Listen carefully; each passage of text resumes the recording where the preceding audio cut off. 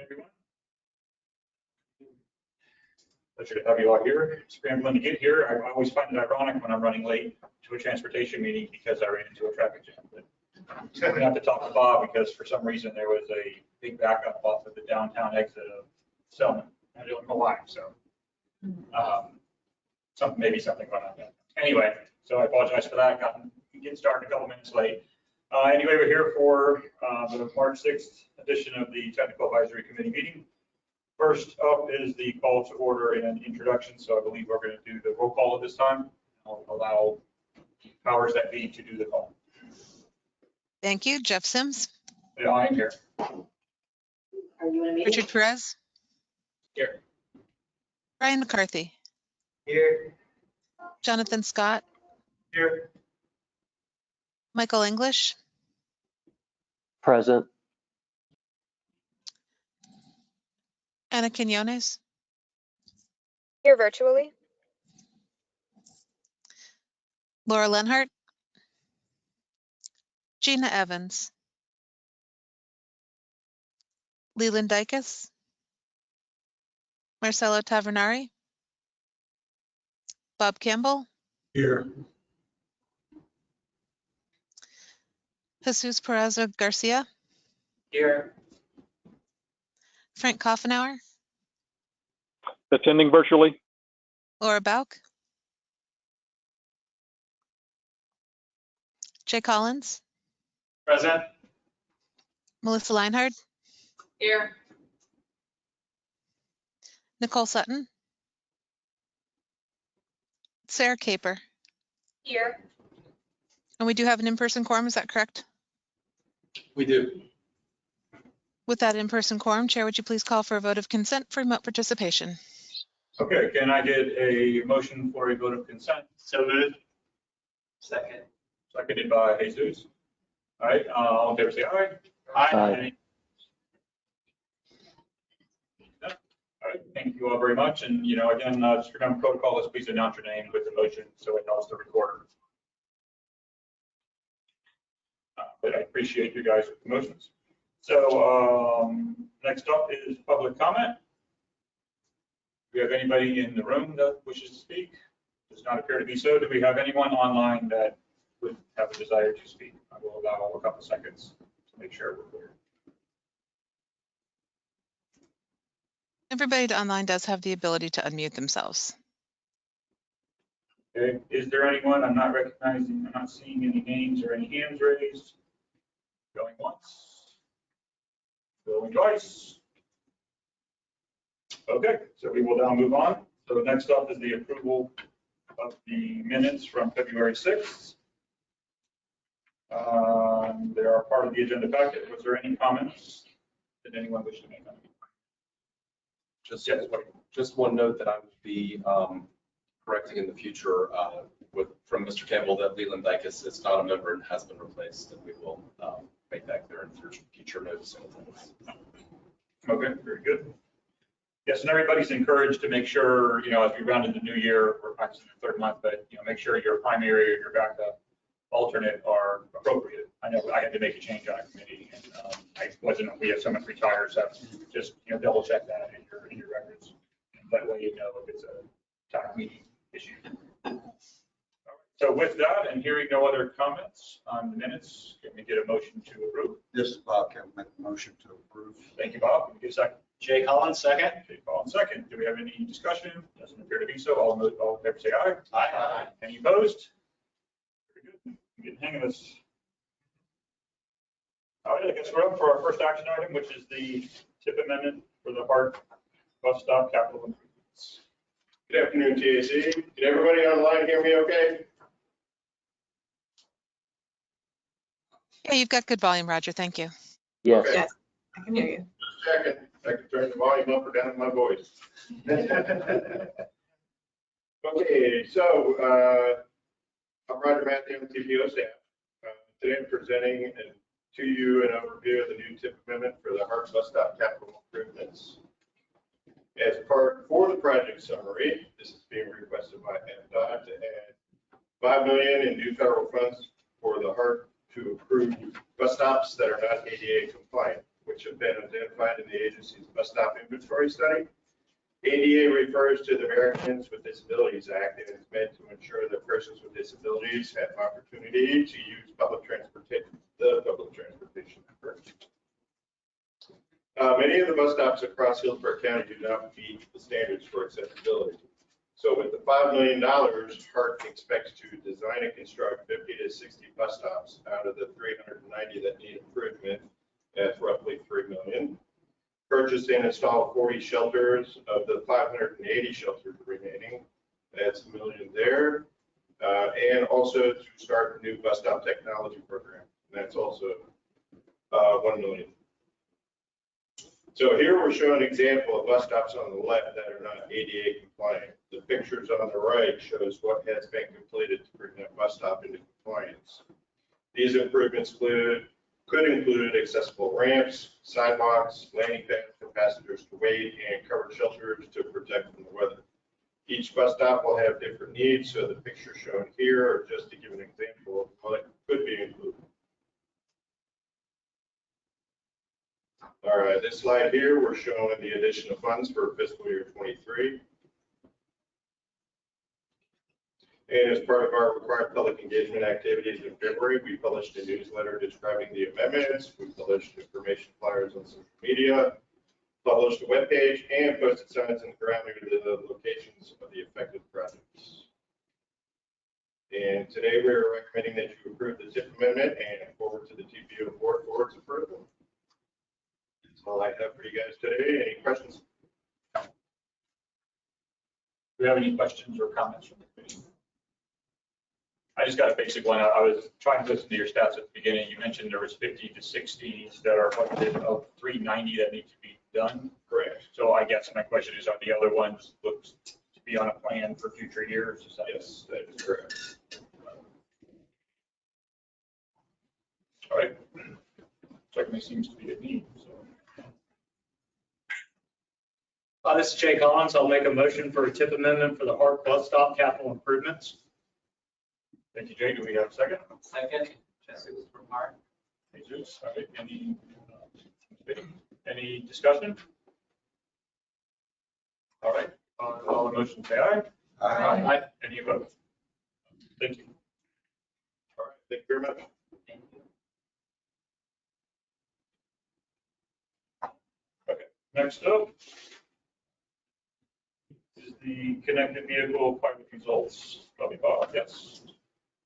And we will.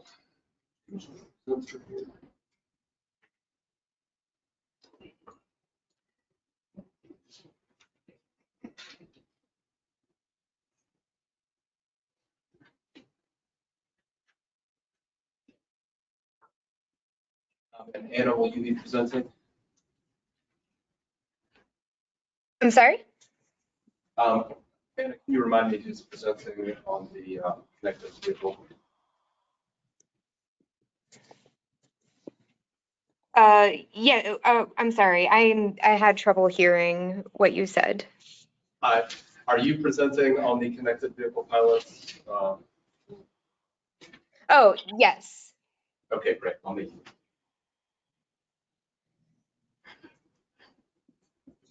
You have the, I don't have the ability to share my screen at the moment. Do you guys have the presentation loaded or? If Hold we one do- second. We'll make you shareable.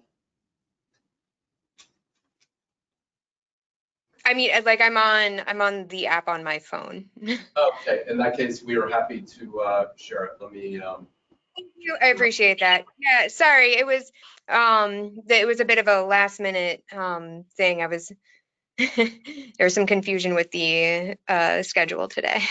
Not a problem. Roger, do you have the show my screen? No, I do. No. A little bit. Michael.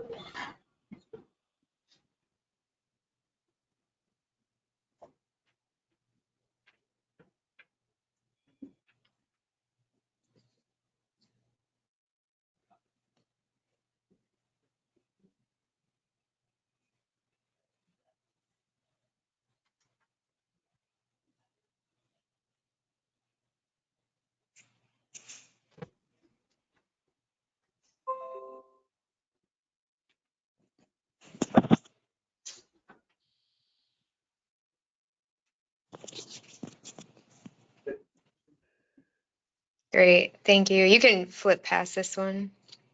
So I do want to just start by saying the presentation was originally supposed to be given by Bob, but with Dr. Cecilio Conkis from Qatar.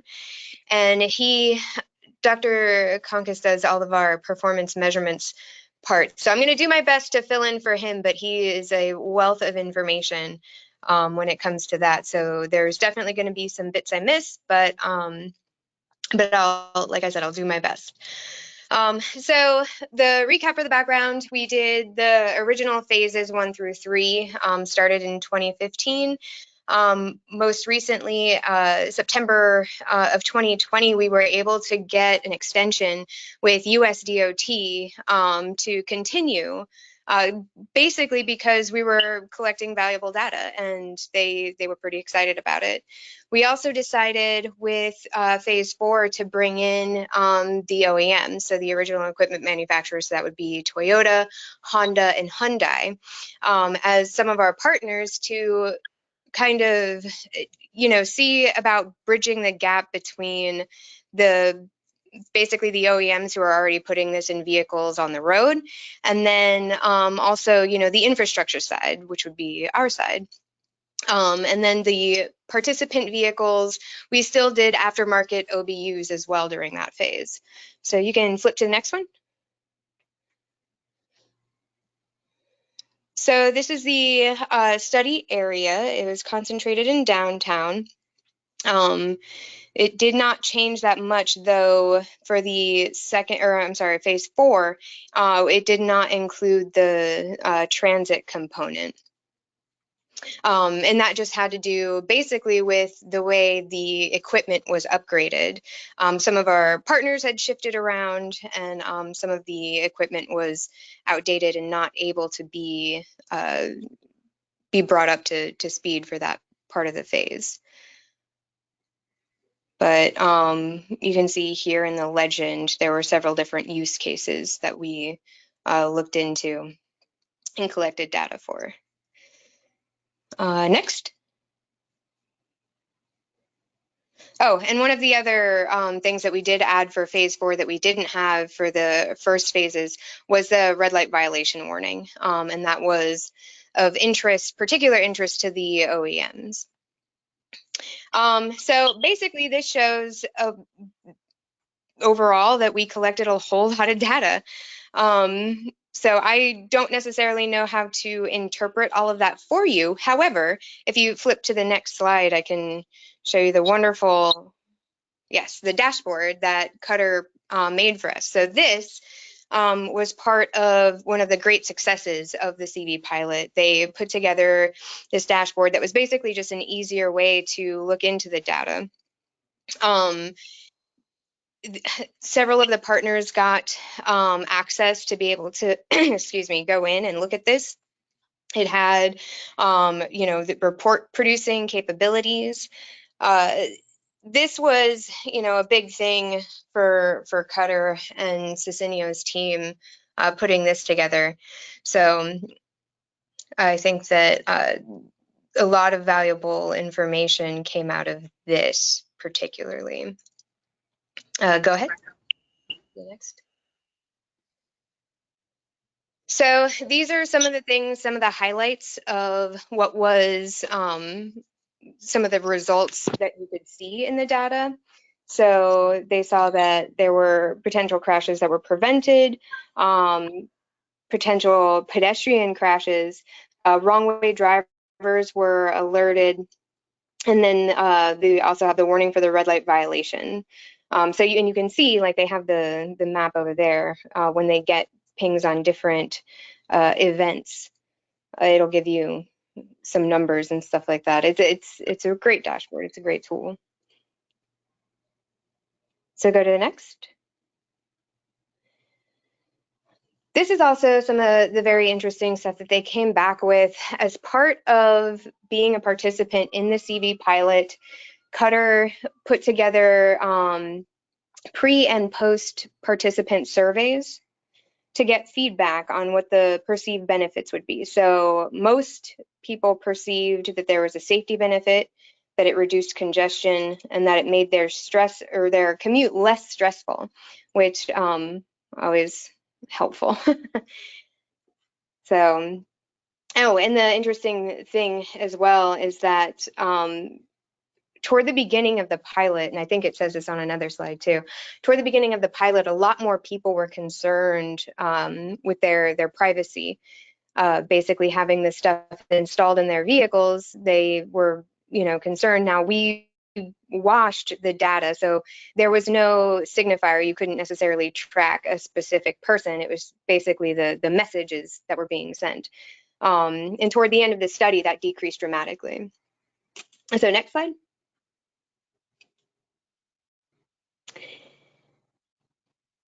So this one basically just says that most of the participants were somewhat to very satisfied with their results and with the OBUs or the aftermarket installations.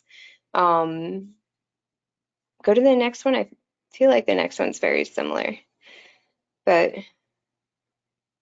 okay, yeah, so it gets a little bit more specific. Again, there's an overall satisfaction from the participants. I think that, some of the warnings went over a little bit better than the others, and I believe we have a chart to go over that a little bit further down. So the next slide. Yes, this one. So when you're talking about the main concerns for the technology, to me, not surprisingly, false alerts came in the highest. Costs came in, and then privacy, which was still a lot lower than it had previously been. But I think that, the majority of people, definitely their biggest concern would be with false alerts. Next slide. This is another interesting one, the usefulness of the applications. So this is basically the two top are the wrong way entry and wrong way drive or wrong way driver. So we had for the wrong way, there were basically two types of warnings you could do. So the wrong way entry gives the person driving the vehicle the alert that they're entering the wrong way. So this would have been implemented at the terminus of our REL, the reversible express lane at Twiggs and Meridian. So if they were entering when it was closed to that direction, they would get an alert saying that it was the wrong way. And other equipped vehicles could get an alert that there is a wrong way driver that has entered the road.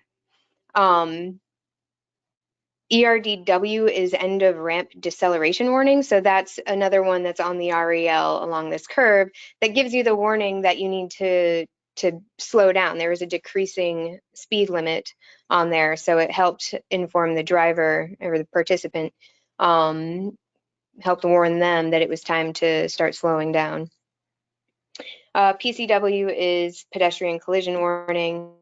IMA is an intersection movement assist. It's basically what that is trying to prevent T-zone crashes at intersections. FCW is forward collision warning. There's early brake light warning. The red light violation warning and SCA completely escapes me at the moment. I do apologize about that. Okay, so then we can go to the next slide.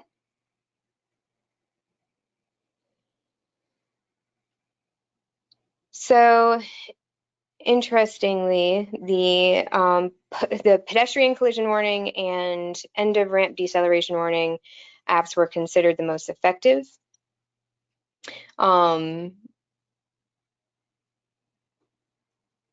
Okay, the SCA is a signal countdown. So the OEMs also did a separate study as well with the signal countdown to kind of gauge effectiveness or perceived effectiveness for the participants of, you know, is that a helpful, like, is that a benefit or is it not? Being able to have a countdown in your dash to let you know when the light's about to turn red or green. And there was actually, I don't know, some pretty interesting feedback on that, and it was kind of different between a lot of different people. So, and again, like some of this data I can't speak to as well as Cicinio did, because this is, you know, primarily his area, but I would, you know, I mean, I know that if there are further questions about some of this, he'll be more than happy to answer or to be contacted. So let's go to the next slide. So this is basically a look at what we're doing next. We've had so much success with the connected vehicle pilot project that we're not ready to let it go. And so we're constantly looking at ways that we can, you know, be pushing into that emerging technology area. What can we do on the infrastructure side? We still think that connected vehicle technology and like the vehicle to infrastructure, that is still a very important component to us. We know that, you know, in the vehicle, we have no control over that, but we know that there are capabilities for them, and it, you know, could be valuable as an owner operator of the road to be able to push out information from our side to the vehicles that can pick it up. And there are more of them, you know, all the time. We work with the University of Arizona to develop their app, where actually that came out of the CV pilot, and we're able to pull it out as its own project now and continue work with Dr. Larry Head over there to develop this app that has a lot to do with queue management as well. So that could be very useful. We've been working with the Florida Department of Transportation on their I-4 frame project, and putting out the roadside units that, you know, kind of do the talking from the roadside, so to speak, and filling in gaps from our road to theirs as far as that project goes. We've been in early talks with Michigan DOT on their various electric vehicle charging, trying to learn from them as well. So the idea here, and what's being pictured, is an aftermarket in-vehicle device that could be used, as it says, to basically bridge. So vehicles that are older that haven't been put out yet with some of the connected technologies that are being released could still have the benefit of that connectivity. And basically, we see that as being kind of essential in bringing it forward as well, and getting people familiar with it. So, or, you know, people who are not familiar with it. And I think this might be the last slide. Yes, it is. Yes. So all that to say, we've, you know, had a lot that we've learned from this project, and, you know, like I was saying, it's one of those things that once we started going, we didn't want to let it go. So now we're turning into, instead of the connected vehicle pilot, it's going to be the connected vehicle program.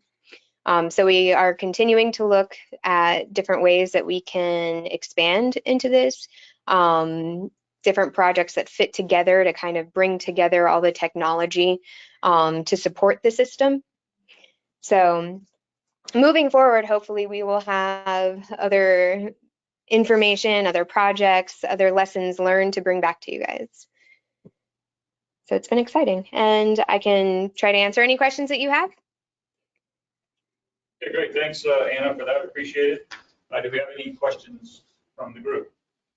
Certainly an interesting project, been going on many years, so it's interesting to see the results coming, you know, what, 8 years later now? Yes, Jay. Thank you. So that's really interesting. It's stuff, the connected technology has been around for a while. It's really cool. One of the things I was wondering about, because you probably have the data now, have you looked at construction in downtown and its relationship to the connected vehicles basically as a way that we can better actually manage construction or lane closures, pedestrian safety and everything else about contact points. Because again, the engineering of a road is one thing, but when we tear that road up, the engineering gets thrown out because every construction site is different in the city.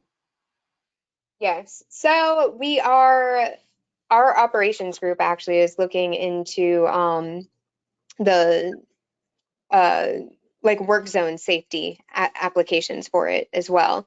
I don't know if that's what you're speaking to specifically, or are you just talking about the change of the infrastructure? Well, just when we shut down lanes and we start digging up the road and we move traffic in certain ways, because all of a sudden the routes are changed, which causes conflict because people aren't used to it. Okay, so yeah, you are talking mainly about basically communicating that with the, whoever's trying to get around. So whether it's a pedestrian or somebody in a vehicle on a bike. So yes, again, that is something that our communications group, Judith, the other person who was possibly going to be joining us today, she has been working with a group to really kind of develop the options with that. We haven't implemented anything yet, but it is something that we are looking into, and others too. I mean, I'm sure they are. It's not just us, but Thank you. yeah, absolutely. Do we have any other comments? Yes, I do. Hi, thank you for the presentation. I have one question. It's like 5 questions, but I think it's one. So I was wondering about like how many participants you had.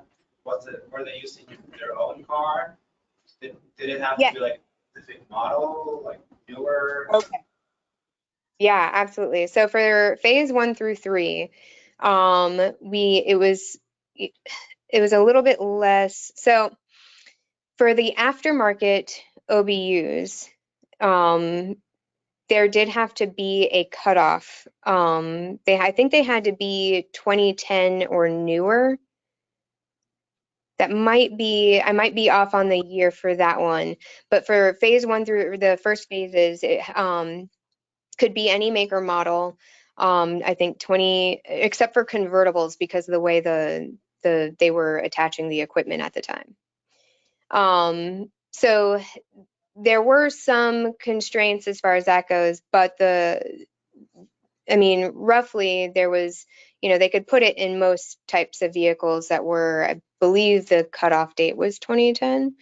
For the second phase, or I'm sorry, for the fourth phase, again, like our phase numbering is a little odd, but so the one with the phase with the OEMs for aftermarkets, I think they ended up moving it up to 2015.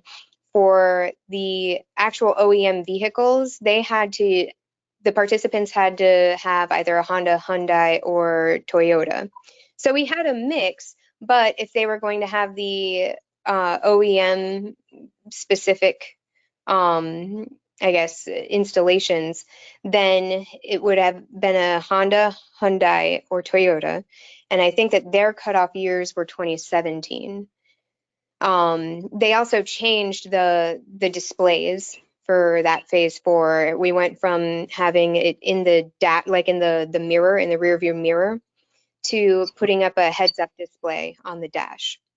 And now in the numbers, it was about, I think we ended up having about 1,200 or so, 1,400 for the first phases. And then the second round, I think we got probably around 800. There's a little bit fewer, but we also, I mean, it's hard to get people to participate in things if you don't give them something. We did have a CV pilot rebate. So they did get a total of, or up to $550 off of their tolls during the time of their participation.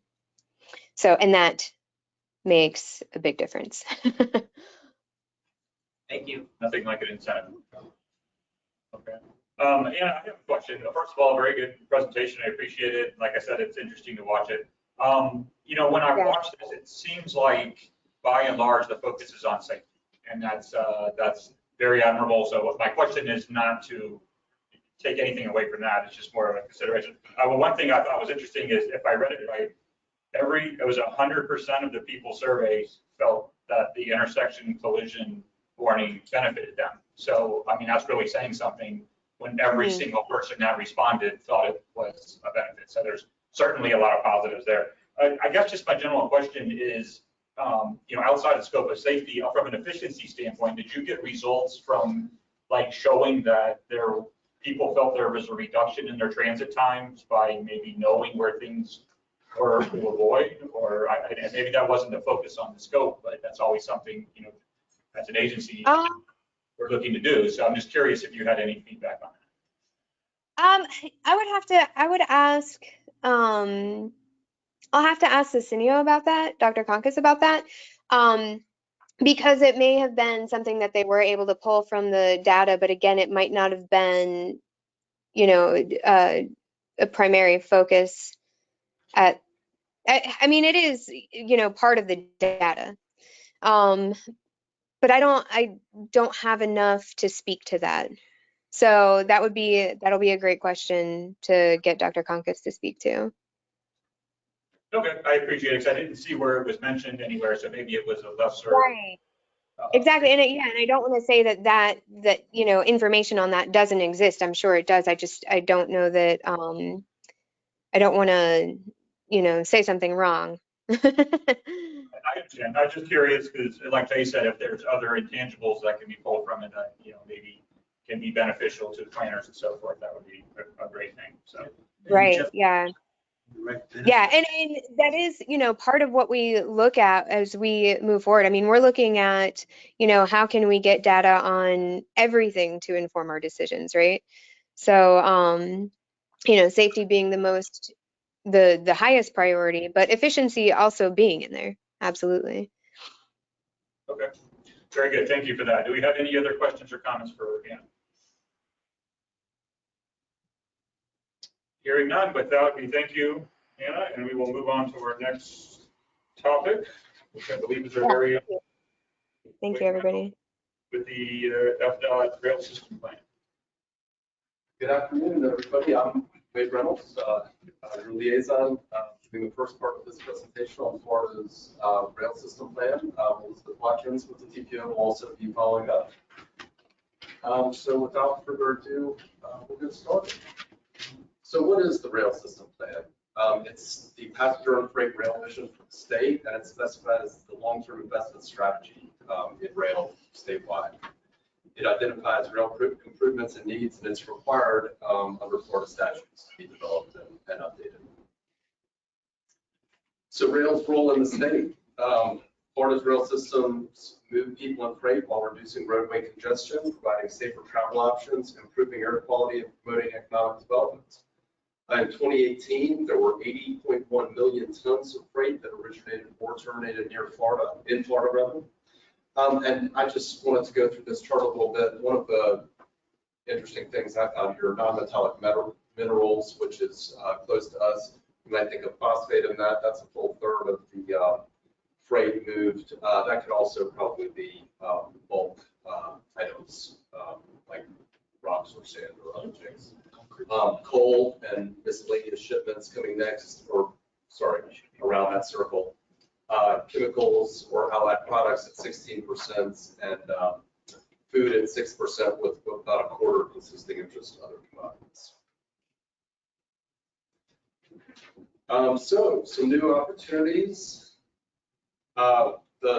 These are the strategies that we're going to guide passenger rail improvements and investments in the state that I'll go through now.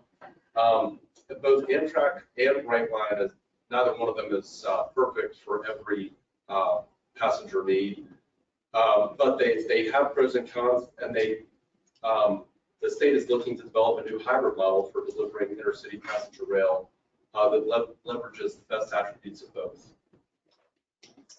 So preserving space and highway rights of way and state-owned rail corridors for future intercity and passenger rail is also important.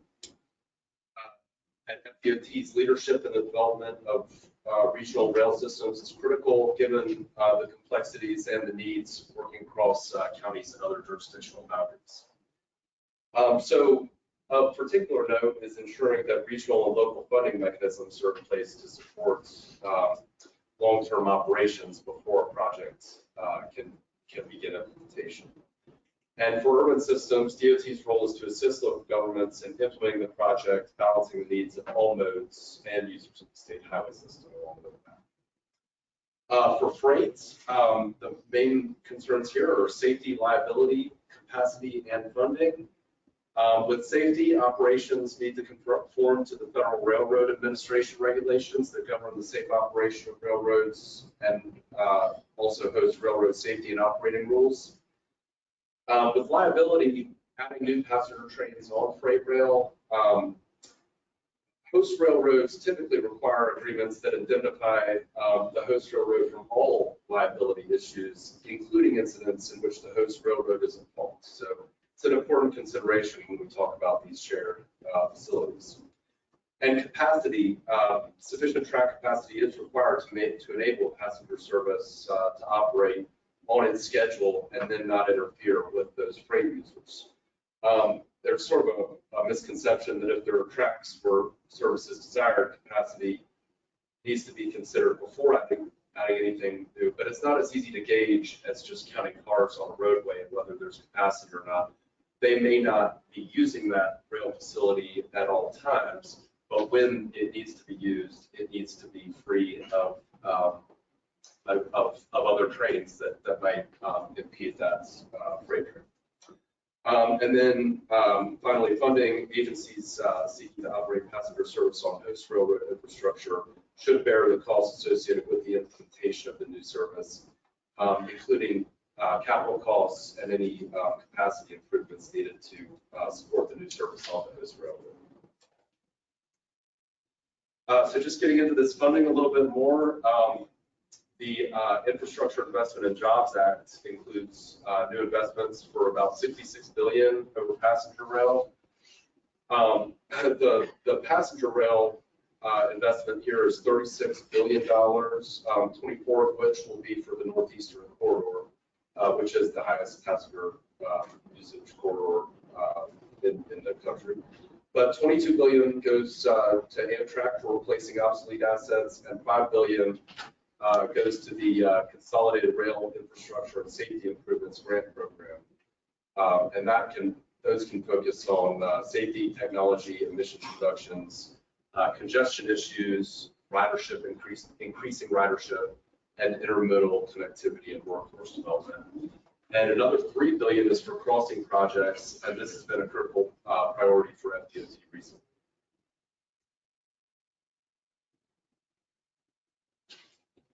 So just getting into the needs a little bit, to summarize the passenger rail needs, connectivity refers to new routes, regional hubs for connections to other modes, and first and last mile connections. More departures, obviously, is increasing frequencies and extended service hours.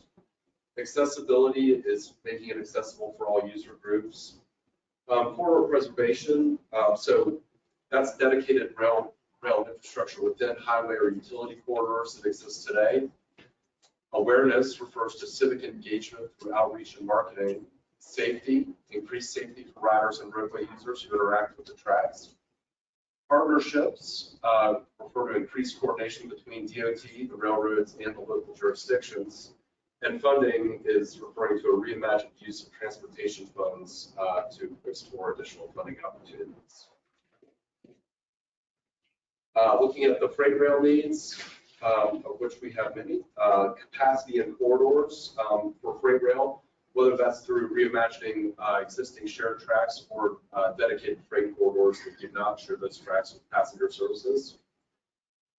Modal shift is from truck to rail is what that's really referring to ease highway congestion, reduce carbon footprint, and help solve the truck parking issue, which continues to be a growing concern. Maintenance and retention of existing corridors around the state is what maintenance needs are referring to there. Intermodal facilities is typically referring to inland ports and inland port funding opportunities. So getting some of those changes from ships to trucks, if you can move that via rail further inland to a less congested area for loading and different mode change, to really ease that congestion. For example, can we get it out of the Port of Tampa or other ports around the state? And then safety around railroad tracks, elimination of rail and roadway conflicts through highway rail crossing reduction or separation, and encouraging safe behavior around the tracks. One that you all will probably all remember is the CSX US 41 Causeway project that proposes to do a grade separation overpass there. And that's an area where we get about 15, I believe, trains a day, and it is very disruptive, and that's a good way to handle that. And then just coordination between FDOT, freight railroads, ports, intercity passenger and commuter railroads, and local jurisdiction is what that coordination and relationships is referring to. And an expansion of FDOT's role in supporting the use and improvement of freight rail transportation is one of the goals here. So with that, I will introduce Elizabeth Watkins. Thanks, Wade. So I'll round up this presentation about the list of projects which is in the draft rail system plan that FDOT has put together. So like Wade, I'll break it out between freight and passenger rail investments. So this first slide shows those projects that are programmed within the rail system plan statewide. So you'll see that they're broken into short-term projects through 2026 and then a longer-term plan through 2042. Many projects programmed within each of those time horizons, but I wanted to call out specifically the projects within Hillsborough County. So within the short-term investments in the plan, it includes the Tampa Port Authority's work 214 intermodal project, which facilitates the transfer of containerized cargo that either arrives by ship to either road or makes that transfer to rail. And it includes that $20 million that they won through the IMPRA program a few years ago. In terms of the long-term project within Hillsborough County, there are a variety of projects listed in the SIS future plans and other state and regional plans, including a realignment of the rail spur at Hooker's Point, new rail from the SV line to the A line, which is the Plant City subdivision, as well as a multitude of grade crossing separation improvement projects. So those are some things to kind of follow as this plan gets implemented. Same structure for passenger rail. Unfortunately, locally, we don't have any short-term projects programmed in the plan, but for the longer term, for 2027 and into the future, the Tampa Street HART extension is highlighted within the analysis of the state rail plan, as well as itemizing out all those other connections that have been discussed for passenger rail. So from downtown to Key West, downtown to South Tampa to Pinellas, those are described within the rail plan just to kind of preserve that, preserve those projects if they are to move forward in another capacity. So in terms of next steps, the full plan is on FDOT's website, and they're currently incorporating comments and feedback that they've received from stakeholders, including feedback from the MPOAC, which is the Metropolitan Planning Organization Advisory Council, which prioritizes freight projects annually. And that will be the second part of the presentation, talking about the MPOAC and that process. But before I transition to that part of the presentation, are there any burning questions about the draft state rail plan? Does anybody have questions to this point? Does not appear so. So next up.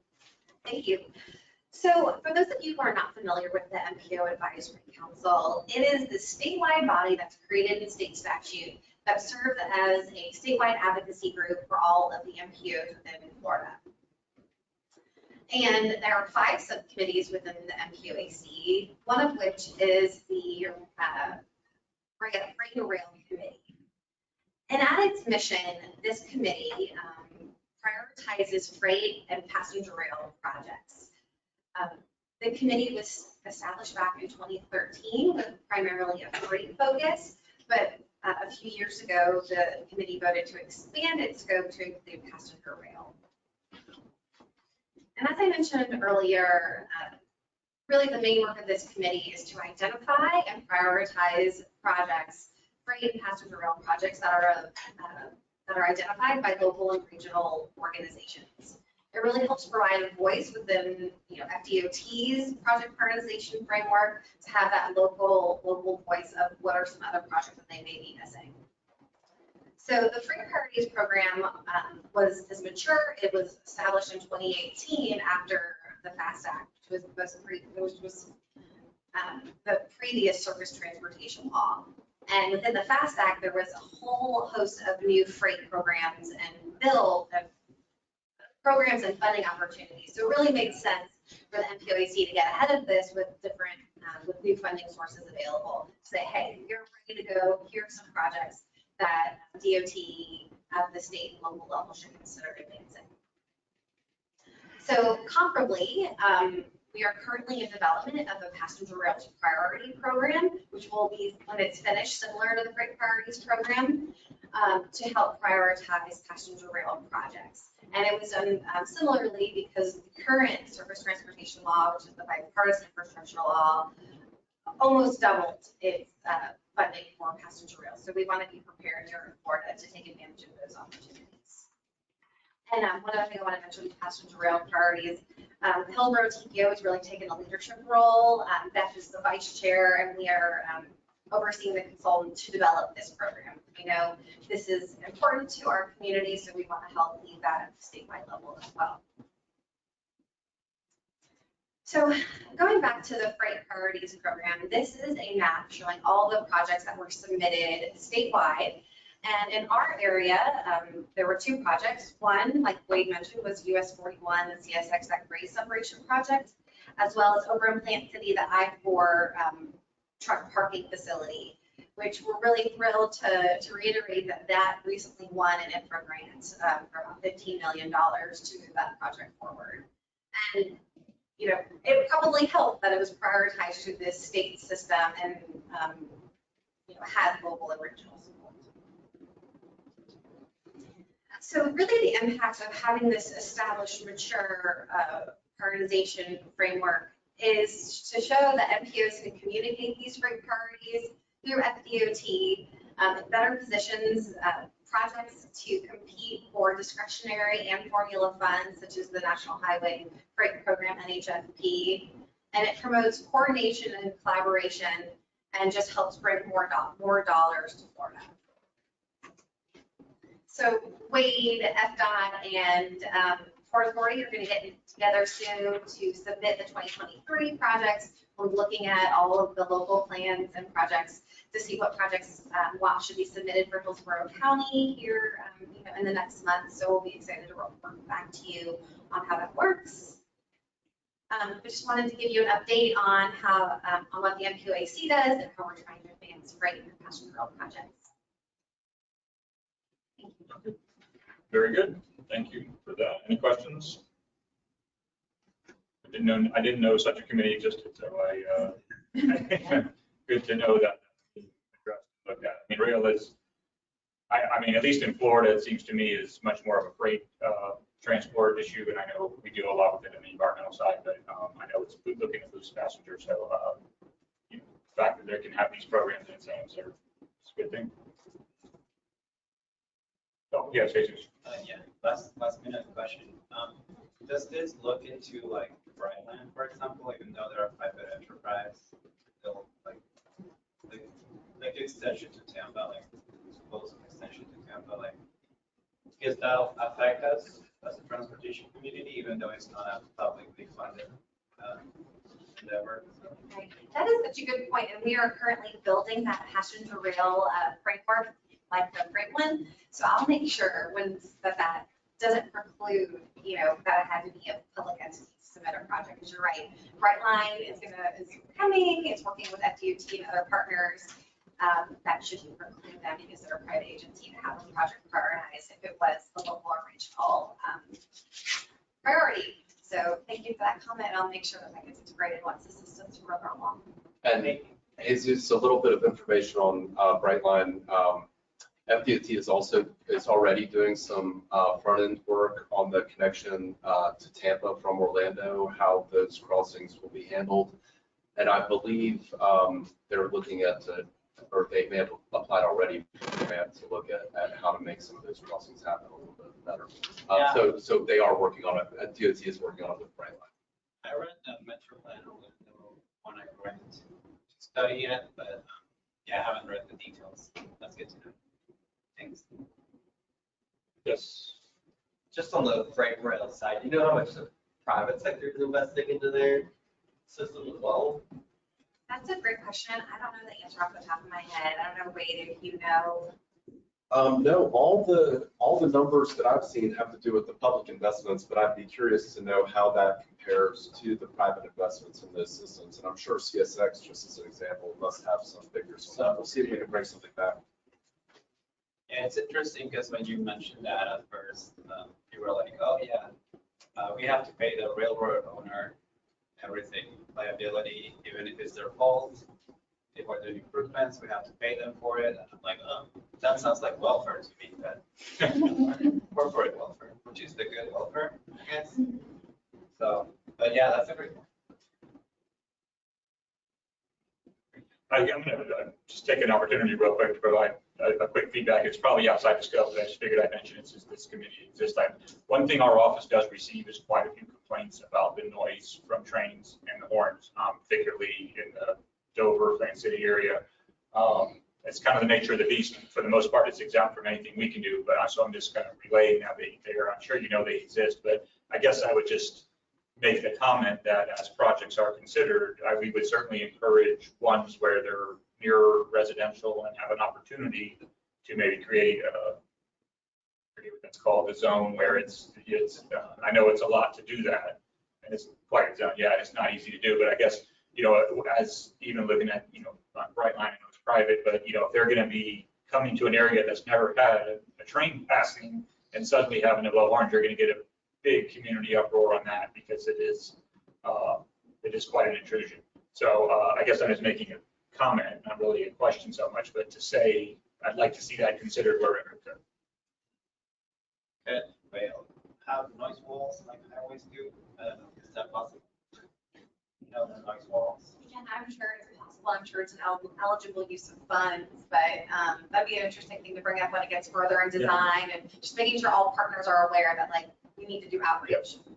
Yeah, that's a good point. I mean, it would seem relevant, at least in areas. Typically, what we get it is from the horns, and the noise walls would probably have a limited effect on the horn, but the rumblings and so forth, the noise, the walls do have some level of effect. It could be in a really tight area, so that's a good consideration. Yeah, I don't think about noise walls with trains because I don't see them, but it certainly would seem. In South Florida, Brightline doesn't run the horns. That was part of all of the investment that went into those crossings down there, that they upgraded those. Of course, it's off of I can't remember what that line was. That they bought.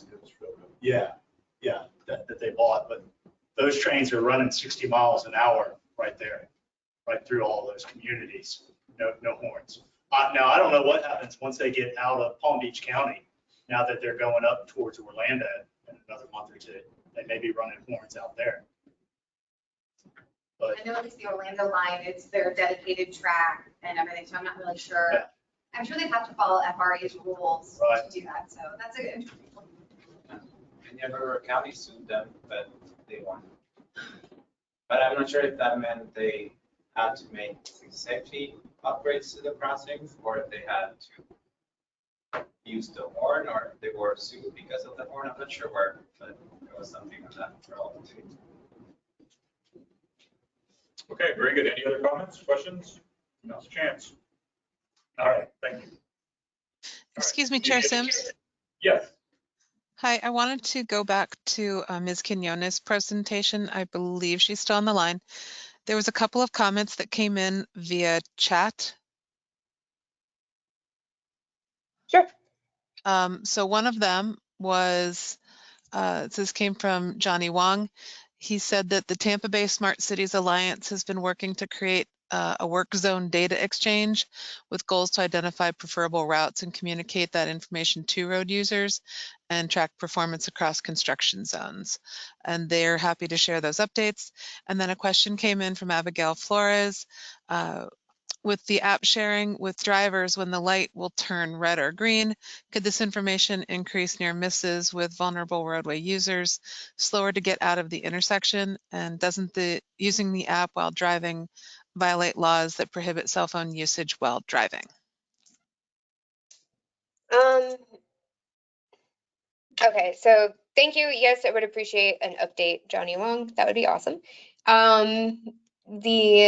As far as the red light violation warning, it wasn't a cell phone that they were using. It was in the heads up display.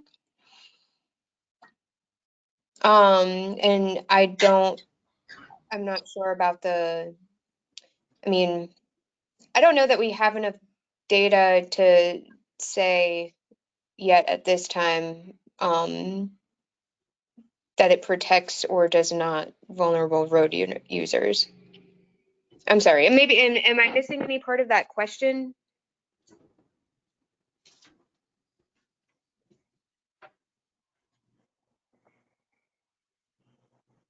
Could you possibly read it again?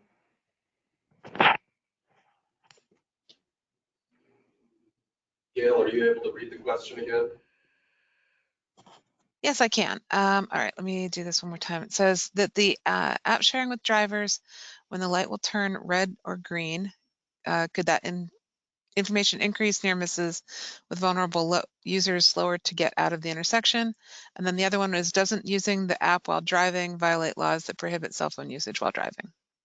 Abigail is online, and you do have the ability to unmute yourself, Ms. Flores, if you would like to.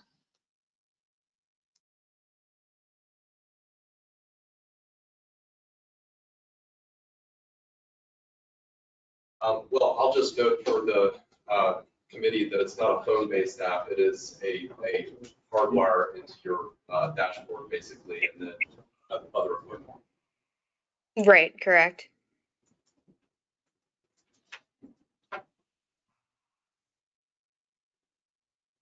Right, and like I said, we don't have, I guess it could potentially, provide some benefit for vulnerable road users, but we don't necessarily have the data that says one way or the other definitively at this point.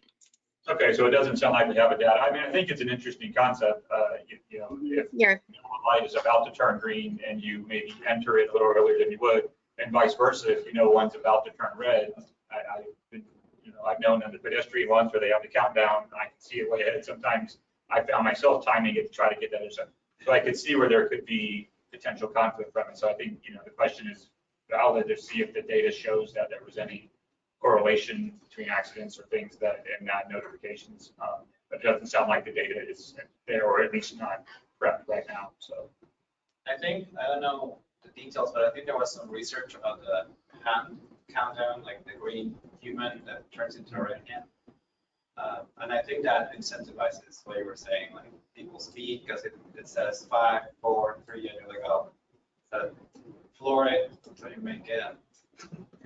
It increases speeds, so it could have. Yeah, and I believe that as well. I like I said, at this point, that was kind of based on user survey as well, but I have the exact same opinion. I don't think that it's personally, I agree. I could see that being less of a benefit. okay, very good. But interesting, yeah, those are interesting, very interesting concepts. Yep, something to think about. All right, I think we're going to move on. Not having any other comments. I think there was only those ones, so we'll go with the last item, and then if there is any other comments or discussion, we'll cover it under old business. So the last item up is the City of Tampa Safe Streets and Roads for All grant implementation. Great, thank you so much. Good afternoon, TC. My name is Alex Henry, and I am staff with the City of Tampa Mobility Department. And today I'm going to be giving a quick overview on the city's successful application for the Safe Streets for All program. We're very excited about. So just a quick overview of the Safe Streets for All federal grant program, in case you haven't heard.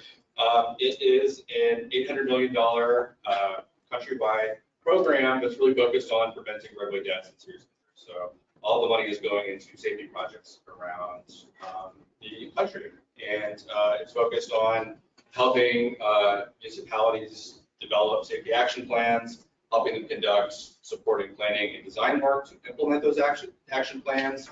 And then also the bulk of the funding is to help agencies actually carry out and construct projects that are in support of their safety action plans, which is where the bulk of the funding that the city of Tampa received is coming from.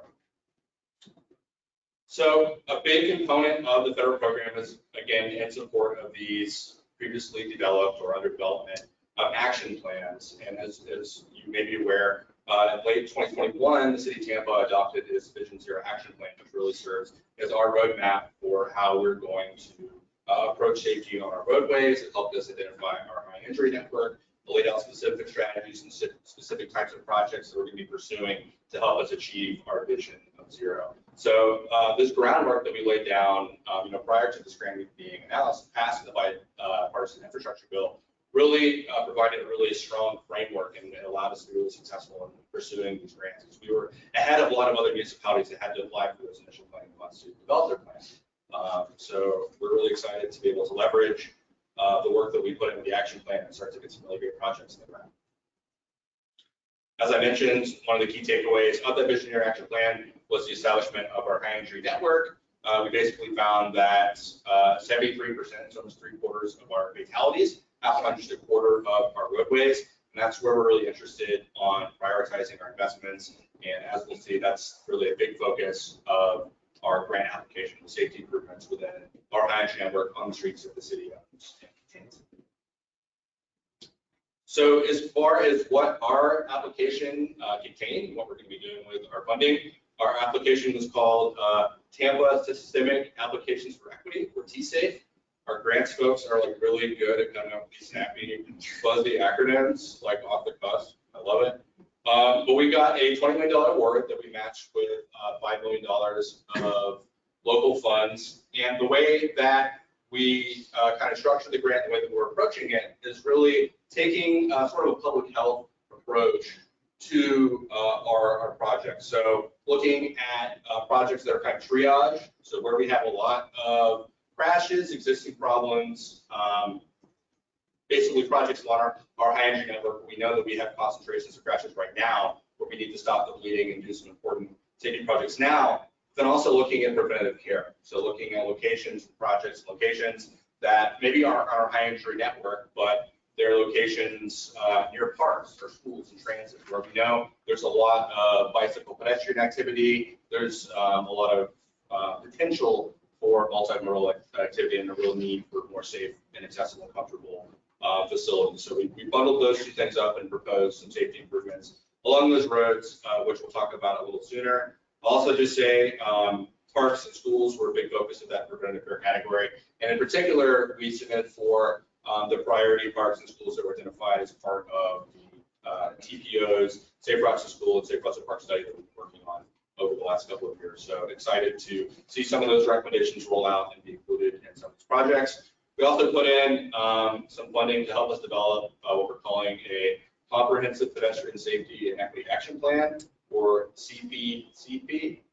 Another, not as clever, but still pretty good acronym, I think. Yeah, me too.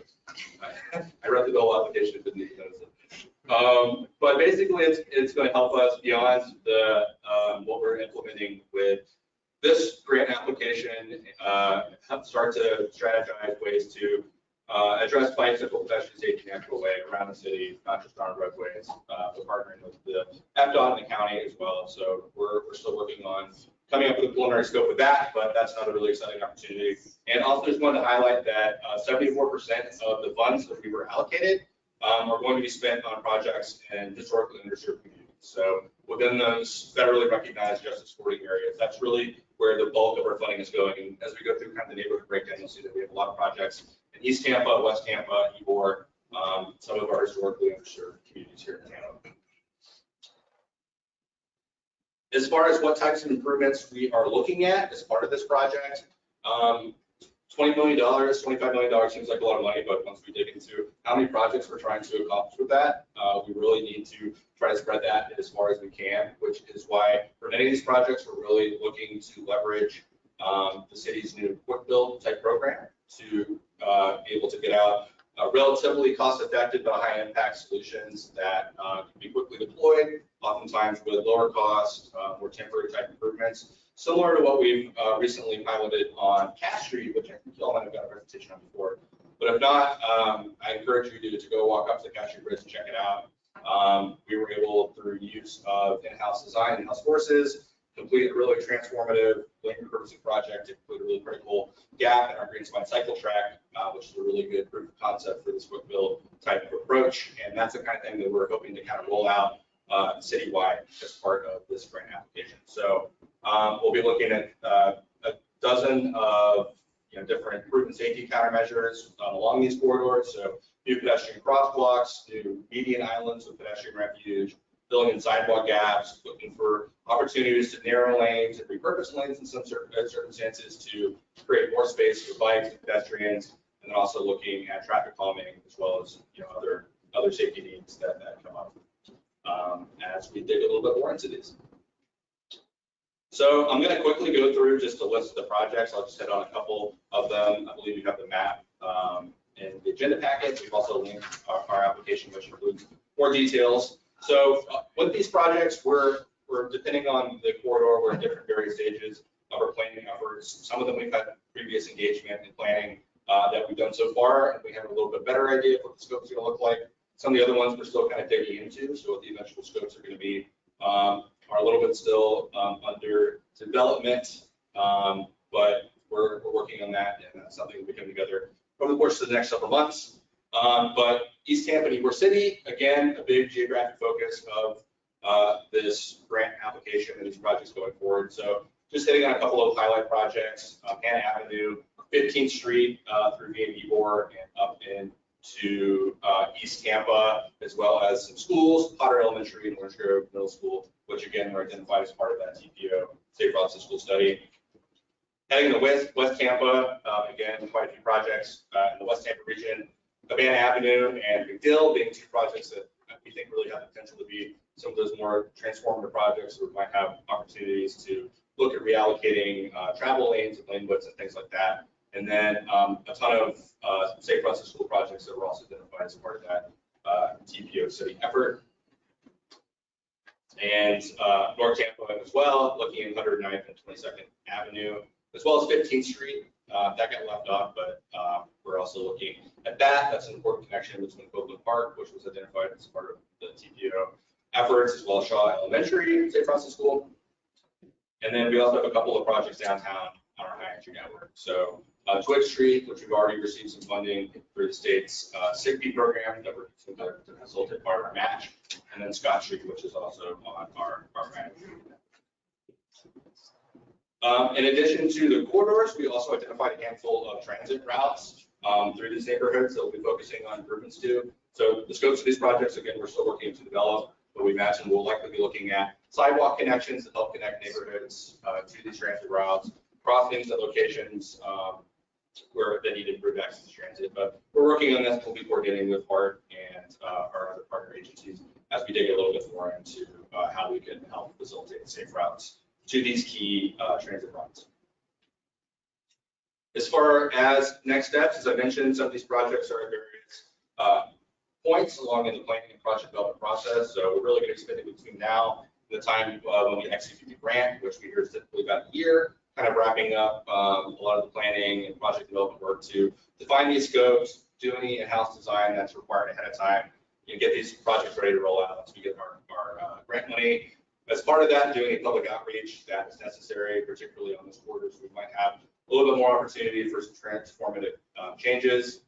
Again, we're looking about a year up for grant execution, and then we'll be ready to hit the ground rolling with implementation. We imagine that some of these projects we can do some in-house design between now and the time that our grant is executed and be ready to get those rolling pretty soon after our grant execution is done. Others might take a little bit more complex design work and lag a little bit behind.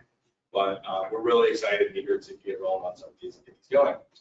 which to that point, from the time that we submitted the grant and to now, we actually have committed to or begun constructing some of the projects that we put in for through our new quick builds projects. So a couple examples of those are the first segment of Main Street from McDill Avenue to Armenia Avenue. We've already installed some pavement markings and pedestrian safety and traffic calm improvements along Main Street.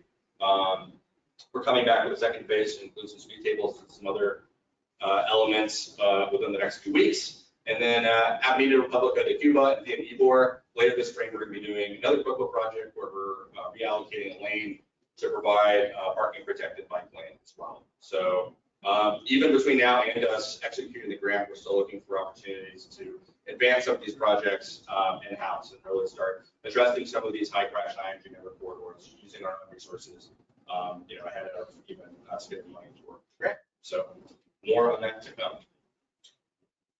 And that was about all we had prepared. So we'd be happy to answer any questions. All right, Alex, thank you very much. Do we have any comments, questions for on the presentation?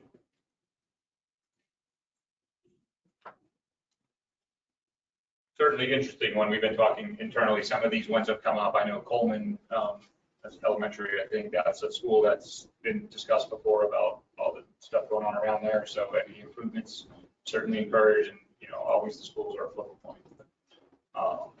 And I know we were talking about 15th Street, I think kind of gets under, in my opinion, as an amateur, it gets underestimated on how much traffic, how many people use that area as a cut through.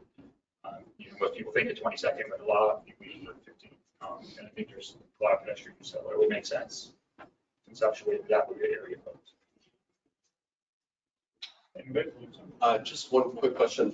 I know the city's done a great job of trying to combine any roadway projects with stormwater projects or other infrastructure projects. Is there any chance to sort of leverage some of this along with other reasons we might be digging the roads up in various locations? Yeah, we're looking for opportunities to do that as well. We're a little tied to the locations that we identified in the grant, so that's going to be the driving force going forward. But if we identify stormwater or other opportunities that we might be able to leverage some of that while still meeting the requirements of project delivery, stuff like that in the grant, we're absolutely interested in trying to stretch our dollars as far as we can, doing more with this wonderful opportunity. So definitely something that we look into. Thanks. All right, well, we appreciate the update. Thank you. Good luck on all this. Okay, with that, I think we've completed the scheduled agenda. So next up is any old business or new business that any member would like to bring in. Hearing none, I think that moves us to adjournment. So we will see everyone next month. Thank you very much.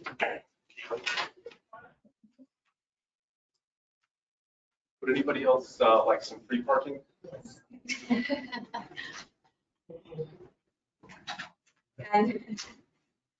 Or anyone else? Yeah. Good. Thanks.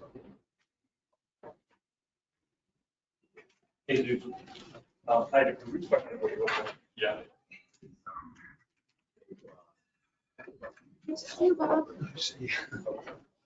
Oh, yeah, that's a load. Routing all